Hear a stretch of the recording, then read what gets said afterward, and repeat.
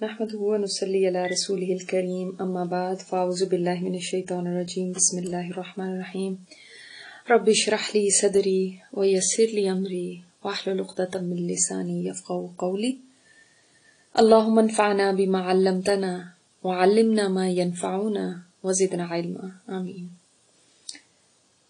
آج 23ویں رات ہے اور لیلۃ القدر بھی ہو سکتی ہے۔ یہ ہو سکتا ہے اس وقت فرشتے اترے میں ہوں جبرائیل علیہ السلام کے ساتھ، پوری ٹیم ان کی زمین کے اوپر موجود ہو اس وقت، اور گھر گھر وہ وزٹ کر رہے ہیں۔ اللہ تعالیٰ ہمارے گھروں کو بھی اس قابل بنا دے کہ یہاں پر بھی وہ داخل ہوں۔ یہ راتیں بہت قیمتی راتیں ہیں، ان راتوں میں جتنی زیادہ کمائی کر سکتے ہیں کر لیں۔ ان راتوں میں تقدیر کے فیصلے ہونے ہیں پورے سال کے، تو اس لحاظ سے بھی جتنی دعائیں کر سکتے ہیں اپنے لیے وہ مانگیں۔ دیکھیں، اگر کہیں 10 چابیاں پڑی ہوں اور آپ سے یہ کہا جائے کہ ان میں سے ایک چابی $1 بلین کے خزانے کی ہے، تو آپ ان میں سے ایک چابی اٹھائیں گی یا ساری اٹھا لیں گی؟ آپ کبھی گیس نہیں کریں گی کہ ہو سکتا ہے یہ ہو سکتا ہے وہ ہو، آپ ساری ہی لیں گی کہ میں رسک نہیں لے سکتی۔ یہی معاملہ لیلۃ القدر کا سمجھیں، وہ تو $1 بلین ہے نا جو ختم ہو جائے گا، یہ تو وہ اجر ہے، اس اجر کی چابیاں ہیں یہ راتیں جو کبھی ختم نہیں ہونے والا۔ تو کون ہوگا جو کوئی ایک رات سوچ کے کرے گا کہ ہو سکتا ہے یہ ہو؟ نہیں، ہم سب راتوں سے ہی انشاءاللہ فائدہ اٹھائیں گے۔ جس وقت آپ کو نیند آنے لگے اس وقت اٹھیے، وضو کیجیے۔ وضو کرنے سے کافی حد تک آپ بہتر فیل کریں گے، اپنی پوزیشن چینج کر لیں۔ اگر پھر بھی نیند کا اتنا شدید غلبہ ہے کہ کچھ سمجھ میں نہیں آ رہا، تو آپ تھوڑی دیر کے لیے آنکھ لگا سکتے ہیں، مگر الارم لگا کے۔ اور اگر آپ اتنی ڈیپ سلیپر ہیں کہ آپ اٹھ نہیں سکیں گی تو پھر بہتر ہے کہ آپ نہ ہی سوئیں۔ کوئی کیفین لے لیں، کوئی ایسی چیز کریں کہ جس سے آپ کی نیند کھل جائے۔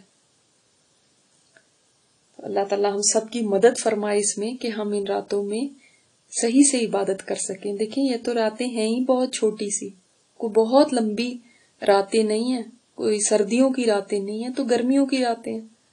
تو ان میں تھوڑی سی ہمت کریں گے اور دن میں ضرور آنکھ لگائیں تاکہ آپ کو رات کو جاگنے میں مدد ملے۔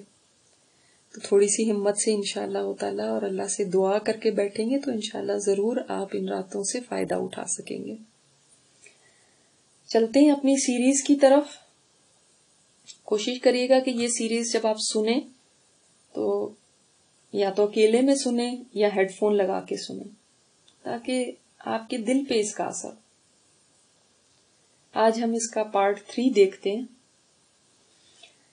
آج میری طبیعت قدرے بہتر ہے، لوگ مجھے دیکھنے آتے ہیں تو ان کی نگاہوں میں میرے لیے ترس اور رحم ہوتا ہے، مگر ان کو کیا پتا کہ اس بیماری نے مجھے وہ کچھ سکھا دیا ہے جو میں 50 سال سے اوپر کی عمر پا کے بھی نہیں سیکھ سکی۔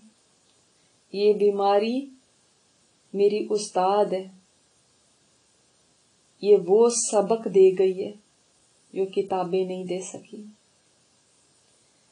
ہسپتال میں دنوں کا کچھ حساب پتہ نہیں چلتا، ہر دن ایک سا لگتا ہے۔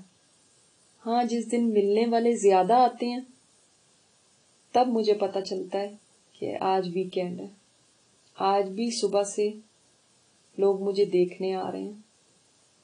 دروازے پر دستک نے مجھے چونکا دیا۔ میں نے دروازے کی طرف دیکھا تو میری دوست سیمی اور میری ٹیچر آئی ہیں۔ ان کو دیکھ کر میرا دل کھل اٹھا۔ السلام علیکم، کیسی ہو؟ وعلیکم السلام، الحمدللہ، میں نے ہلکے سے جواب دیا۔ دونوں میرے قریب آ کر کھڑی ہو گئی۔ سیمی اور میں اسکول میں اکٹھے تھے اور کالج میں بھی۔ پھر اس کا دھیان دین کی طرف ہو گیا اور میں اپنی پرانی ڈگر پر ہی چلتی رہی. یہ مجھے قرآن کی طرف کھینچتی تھی اور میری دوسری دوستیں مجھے دوسرے مشغلوں کی طرف کھینچتی تھی. میں کبھی کبھار اس کو اوائڈ بھی کرتی تھی اور کہتی تھی کیا ہر وقت تم ایک ہی بات لیے بیٹھی رہتی ہو, تمہیں کچھ اور نہیں آتا. وہ کبھی مائنڈ نہیں کرتی تھی, بس ہنس کے مجھے کہتی تھی یہ باتیں تمہیں آج سمجھ نہیں آئیں گی. کتنا صحیح کہتی تھی. پھر مجھے کہا کرتی تھی بس تم آ جاؤ قرآن کی طرف, آ جاؤ کلاس کی طرف. اس کا اصرار اتنا تھا کہ میں نے اس کے کہنے پر کلاس بھی جوائن کر لی جس میں میں قرآن سیکھتی تھی, سمجھتی تھی. مگر میری دنیا مجھے کہاں چھوڑنے والی تھی. کلاسیں شروع تو کر لیں, چند پارے بھی بہت اچھے سے سیکھے, مگر پھر ایک سمر میں مہمان آ گئے اور جو ایک بار میں پٹڑی سے اتری تو دوبارہ نہ چڑھ سکی. شروع میں لسنر بنی اور اس کے بعد آہستہ آہستہ پھر اس سے بھی گئی. دوسری طرف میری وہ دوستیں تھیں جن کو پارٹیوں کا, شاپنگ کا, بننے سورنے کا شوق تھا, اور ان میں ان رہنے کے لیے میں پورا اپنا رول وہاں بھی ادا کرتی تھی. اگر سیمی مجھے پش نہ کرتی تو میں پتہ نہیں کہاں سے کہاں نکل جاتی. یہ مجھے بار بار پکڑ کے واپس لاتی تھی. وہی سیمی جس کو پہلے میں کبھی ایکسٹریم کہا کرتی تھی, وہی سیمی جس کی بار بار کی قرآن کی طرف آنے کی تکرار مجھے اچھی نہیں لگتی تھی, جس سے میں کبھی کبھی سوچتی تھی کہ دوستی چھوڑ دوں. آج وہی سیمی مجھے میری محسن لگتی ہے. اس کا بڑا احسان ہے مجھ پر. ایسے دوست اللہ سب کو دے جو باوجود اگنور کیے جانے کے خیر کی طرف بلاتے رہتے ہیں. اب اس کو دیکھتی ہوں تو دل چاہتا ہے اس سے لپٹ کر اتنا روؤں اور اسے کہوں سیمی تم نے مجھے زبردستی کیوں نہیں اس راستے پر لگایا. یہی تو اصل سرمایہ تھا. تم کیوں تھوڑا ہچکچاتی رہتی تھی, تم کیوں میرا موڈ دیکھ کر بات کرتی تھی. تمہیں تو چاہیے تھا مجھے پکڑ کے جھنجھوڑتی اور کہتی ہوش کرو. لیکن میں جانتی ہوں اس نے ایسا کیوں نہیں کیا, اس لیے کہ میں نے کبھی سننا ہی نہیں تھا. اس وقت تو اس کا دھیما دھیما کہنا بھی مجھے برا لگتا تھا. جب انسان کو سمجھ نہیں ہوتی تو واقعی یہ باتیں کتنی بھاری لگتی ہیں. اس وقت اپنے موڈ اسکواڈ سرکل میں ان رہنا میری ترجیح تھی. اور یہ دوسری میری قرآن کی ٹیچر ہیں. انہوں نے میرے قریب آ کر میرا ہاتھ پکڑ لیا اور آہستہ سے دبایا. ان کی شفقت اور محبت کو میں بھلا نہیں سکتی. میری جیسی نالائق کے لیے وہ اپنا وقت نکالتی ہیں, مجھے دیکھنے آتی ہیں. انہوں نے آہستہ آہستہ آیات شفا پڑھنی شروع کر دی. مجھے ملنے اور بھی لوگ آتے ہیں, مگر ان کے آنے سے مجھے وہ سکون نہیں ملتا جو ان کے آنے سے ملتا ہے. مجھے ان سے بڑی محبت تھی. ایک طرف ان کی باتیں مجھے اچھی لگتی تھی, ایک طرف ان کی والی دنیا تھی جس میں اللہ, رسول, قرآن کی باتیں تھی. دوسری طرف میری ایک اور دنیا تھی جس میں پیسہ, گھر, فیشن, جابز, یہی زندگی تھی. میں کوئی بالکل غافل عورت نہیں تھی. میں وہ تھی جو ادھر بھی پوری طرح نہیں تھی, ادھر بھی پوری طرح نہیں تھی. بس گھڑی کے پینڈولم کی طرح سوئنگ کرتی رہتی تھی. ادھر آتی تو یہ دنیا اچھی لگتی, دوسری طرف جاتی تو وہ مجھے کھینچ لیتے اور میں ادھر گم ہو جاتی. دوسری طرف کی دنیا میں اٹریکشن بہت تھی, گلیمر بہت تھا, جو میری کمزوری تھی. مگر یہ تو شاید ماں باپ کی دعائیں تھیں, اور سیمی جیسی دوست کا ساتھ تھا کہ جس پر میں پلٹ پلٹ کے واپس آ جایا کرتی تھی. آج سوچتی ہوں اگر میرا یہ حال ہے تو میری ان دوستوں کا کیا حال ہوگا جن کی مجلسوں میں کبھی اللہ رسول کی بات ہی نہیں ہوئی تھی، جن کی زندگی میں دین کی کوئی اہمیت نہیں تھی، بس مسلمان کہلاتی تھی اور اس سے آگے کچھ نہیں تھا. ان کے اوپر جب یہ وقت آئے گا جو میرا ہے تو ان کا کیا حال ہوگا. سیمی جیسے دوستوں کی قدر انسان اچھے دنوں میں کبھی نہیں کرتا. میری ٹیچر نے بڑے پیار سے میری طرف دیکھ کر کہا، فکر نہ کرو، آپ ٹھیک ہو جاؤ گی انشاءاللہ. بس اللہ کی رحمت سے مایوس نہ ہونا. صحت اور زندگی تو اس کے ہاتھ میں ہے، اس کے خزانوں میں بھلا کوئی کمی ہے. اس نے کن کہنا ہے اور ہو جانا ہے. وہ جب بھی آتی ہیں ایسی باتیں کرتی ہیں اور ان کی باتیں میری روح تک میں جیسے سکون اتار دیتی ہیں. دل چاہتا ہے یہ اسی طرح مجھے اللہ کی باتیں سناتی رہتی اور میں سنتی رہتی. مگر کیا بات ہے کہ صحت کے دنوں میں تو میں تھک جایا کرتی تھی. اب بیمار ہو کے بھی ان باتوں سے نہیں تھکتی. صحت کے دنوں میں یہ باتیں مجھے لیکچر لگا کرتی تھی اور بڑا لمبا لیکچر لگتی تھی. اب میرے کان انتظار کرتے ہیں ان باتوں کے لیے کہ کب کوئی مجھے یہ باتیں سنائے. یہ واقعی کتنی سچی باتیں ہیں، کتنا ٹھیک کہہ رہی ہیں کہ اللہ کی رحمت بہت وسیع ہے. جب سے میں بیمار ہوئی ہوں ایک بات کا مجھے بڑی شدت سے احساس ہوا ہے، اور وہ یہ کہ جتنی باتیں میں نے کلاس میں سنی تھی سب کتنی سچی تھیں. ٹھیک ہے اللہ رسول پر ایمان تب بھی تھا، مگر وہ یقین جو اب آیا ہے وہ تب نہیں تھا. سوچتی ہوں ابھی تو قیامت بھی نہیں آئی، وہاں جا کر تو سبھی کچھ کھل جائے گا. مجھے تو آج بھی سب کھلتا ہوا نظر آ رہا ہے. ساری حقیقتیں میرے سامنے آ گئی ہیں.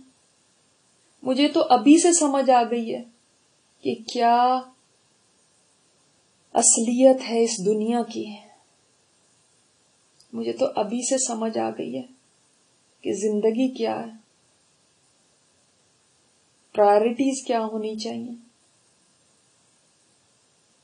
ہم کلاس میں پڑھا کرتے تھے کہ قیامت کے دن نفسی نفسی کی پکار ہوگی، اور مجھے تو ابھی سے یوں لگتا ہے کہ نفسی نفسی ہو گئی ہے.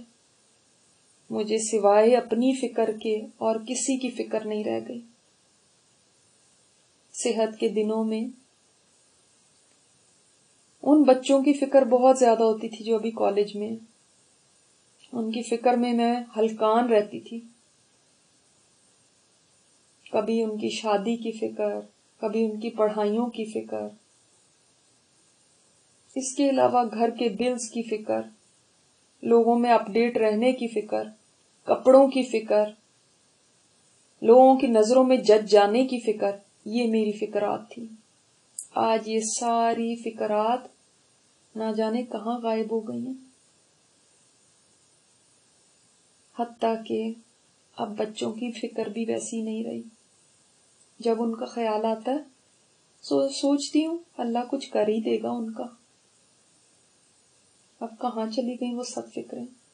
اب فکر رہ گئی ہے تو صرف ایک کہ میرا کیا بنے گا. یہ فکر صحت کے دنوں میں تو کبھی تھی ہی نہیں، اور آج یہی فکر تمام فکروں پر چھا گئی ہے.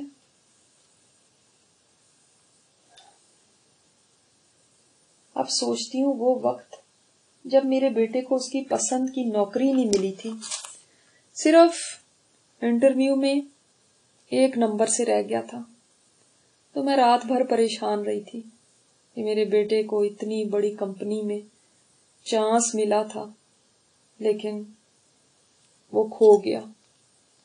چھوٹے بیٹے کے گریڈز اچھے نہیں آئے تھے تو میں اتنا روئی تھی کہ اس کے گریڈ کیوں اچھے نہیں ہیں. کبھی میں نے اپنے گریڈز کا نہیں سوچا کہ اللہ کے ہاں میرے گریڈز کتنے ہیں اور کہیں اللہ کے ہاں میں ایک نمبر سے نہ رہ جاؤں.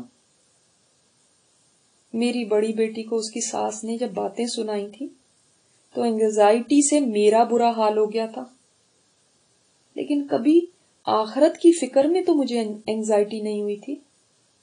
اگر اللہ نے مجھ سے پوچھ لیا کہ تم نے اپنی فکر کتنی کی، اگر میرے اللہ نے مجھ سے یہ کہہ دیا کہ تم بچوں کی دنیا کی فکر میں رات بھر روتی رہی اور اپنی آخرت کی فکر میں کوئی ایک آنسو بھی بہایا، وہ آنسو تو دکھاؤ، تو کیا کہوں گی؟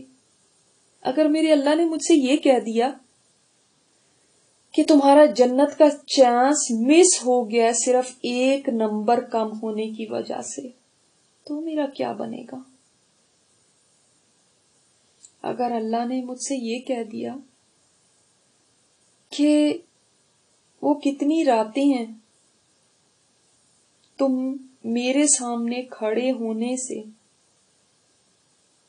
بے چین اور پریشان نہیں رہی، بلکہ بچوں کے فیوچر سے اور ان کی حال کی پریشانیوں میں پریشان رہی، تو کیا کہوں گی؟ اللہ تعالیٰ پوچھ لے اگر، دکھاؤ تو صحیح تمہاری پرائرٹیز کیا تھی، تم پریشان کن چیزوں پہ ہوتی تھی، تمہاری دعائیں کیا تھی، تو کیا کہوں گی؟ کیا یہ جواب دوں گی کہ کبھی ان بارے میں سوچا ہی نہیں تو پریشان کیا ہوتی؟ کیا کہوں گی اے اللہ، آپ کے سامنے کھڑے ہونے کا تو احساس بھی وقتی طور پر کبھی قرآن کی کلاس میں ہوا کرتا تھا، اس کے بعد تو وہ بھی ختم ہو جاتا تھا، بھول جاتی تھی. کیا کہوں گی؟ میرے پاس کہاں وقت تھا ان باتوں کا، یہ تو مجھے فالتو باتیں لگا کرتی تھی، ڈپریسو باتیں لگا کرتی تھی. مجھے لگتا تھا کہ ابھی بہت وقت ہے میرے پاس، یہ بھی کوئی سوچنے کی باتیں. میں اپنے ہی خیالوں میں گم تھی کہ سیمی نے میرے کانوں کے قریب آ کے پوچھا، کنگھی کر دوں تمہارے بال بہت الجھے ہوئے ہیں. صحیح کہہ رہی ہوگی. پچھلے ہفتے گڑیا نے سر میں برش کیا تھا، اس کے بعد تو مجھے یاد بھی نہیں کہ کنگھی کرنی ہے، نہ ہی اس بات کا کوئی ہوش تھا کہ بال الجھے میں. میں نے ہولے سے سر ہلا دیا. وہ میرے قریب پڑے بیگ سے برش ٹٹولنے لگی. برش نکال کر ایک طرف رکھا اور دونوں مل کر مجھے اٹھانے کے لیے میری سائیڈز پر آ گئی. انہوں نے ہلکا سا مجھے اٹھا کے بٹھایا اور تکیا میرے پیچھے رکھ دیا. کہاں میں وہ تھی جو روزانہ نہا دھو کے تیار ہوتی تھی، کہاں اب یہ حال ہے کہ کنگھی کیے ہوئے بھی کئی دن گزر جاتے ہیں. کہاں میں وہ تھی کہ جھٹ پٹ بھاگ بھاگ کے گھر کے کام کیا کرتی تھی، اور کہاں اب بیٹھنے کے لیے بھی مجھ سے خود زور نہیں لگتا، سہارے کی ضرورت ہوتی ہے. اور کچھ دیر بیٹھ جاؤں تو بیٹھنے سے بھی تھک جاتی ہوں. سیمی نے آہستہ آہستہ میرے سر میں کنگھی کرنی شروع کی. میری ٹیچر پیار سے کہنے لگی، آپ نماز تو پڑھ لیتی ہیں نا؟ میں نے آہستہ سے آواز میں کہا، جی، لیٹے لیٹے. وہ بولی، ہاں نماز ہرگز نہ چھوڑیے گا، اس کا تو سب سے پہلا حساب ہے اللہ کے ہاں. سیمی نے کنگھی کر کے میری ہلکی سی چوٹیاں بنا دی. مجھے تھوڑا ہوش سا آیا. سوچتی ہوں کتنا کچھ فار گرانٹیڈ لیتی تھی. کبھی سوچا تھا کہ یہ ہمت، یہ بھاگ دوڑ، یہ طاقت، یہ اٹھنا بیٹھنا، کھانا پینا، یہ بھاگنا دوڑنا، ڈرائیونگ، یہ اللہ کی کتنی بڑی نعمتیں ہیں. اور جس نے یہ نعمتیں دی ہیں وہ لے بھی سکتا ہے۔ کبھی میں نے ایسا نہیں سوچا تھا۔ ایسا لگا کرتا تھا کہ ہمیشہ سے اسی طرح طاقتور ہوں اور اسی طرح رہوں گی، اور مجھے تو کبھی بخار تک نہیں ہوا تھا۔ میں تو خود کو بڑی ایکٹیو سمجھا کرتی تھی۔ لوگوں کے سر میں درد رہتے تھے، مجھے کبھی سر میں درد نہیں ہوا تھا۔ میں تو اپنے کام نپٹا کے دوسروں کے بھی کر دیا کرتی تھی۔ کبھی کوئی خاص تھکن بھی نہیں رہتی تھی، نہ کبھی کوئی سستی آتی تھی۔ مگر کبھی میں نے یہ احساس نہیں رکھا تھا کہ میں تو ہر پل اللہ کی کتنی بڑی نعمتوں کو استعمال کر رہی ہوں۔ مجھے تو اس کا شکر کرتے تھکنا نہیں چاہیے تھا، مجھے تو اس کے آگے جھکے رہنا چاہیے تھا، مجھے تو کسی لمحے اس کی نافرمانی نہیں کرنی چاہیے تھا۔ جس محسن نے اتنی بڑی نعمتوں سے مجھے نوازا ہوا تھا، میں نے کبھی ان کا احساس بھی نہ کیا۔ میں نے کبھی اس احسان کرنے والے رب کا احساس نہ کیا، شکر ادا نہ کیا۔ صحت، تندرستی، ہمت، طاقت، یہ ایسی نعمتیں تھیں جو کہیں سے خریدی نہیں جا سکتی تھی، لیکن میں نے کبھی ان کو یوں دیکھا ہی نہیں تھا۔ ایک کنگھی کرنی تو میرے لیے کچھ بھی نہیں تھی۔ دن میں 10 بار شیشے کے سامنے کھڑے ہو کے بال سنوار لیتی تھی، یہ بھی بھلا کوئی کام تھا؟ اور آج یہ اتنا بڑا کام بن گیا، جیسے پہاڑ پہ چڑھنا۔ انسان کیسا ہے، یہ صحت کے دنوں میں ہوتا ہے تو کبھی ایک لمحے کو رک کے سوچتا تک نہیں کہ جس نے یہ زور دیا ہوا ہے وہ بے زور بھی کر سکتا ہے۔ آج پتا چلتا ہے کہ صحت کیا چیز ہے۔ جب تک کوئی بیمار نہ ہو تب تک اس کو کہاں سمجھ آتی ہے، اور جب سمجھ آتی ہے تو دینے والے پر اتنا پیار آتا ہے کہ اس نے بن مانگے اتنے سالوں یہ صحت جیسی نعمت دیے رکھی، اور اپنے آپ کے اوپر غصہ آتا ہے کہ میں نے احساس تک نہ کیا۔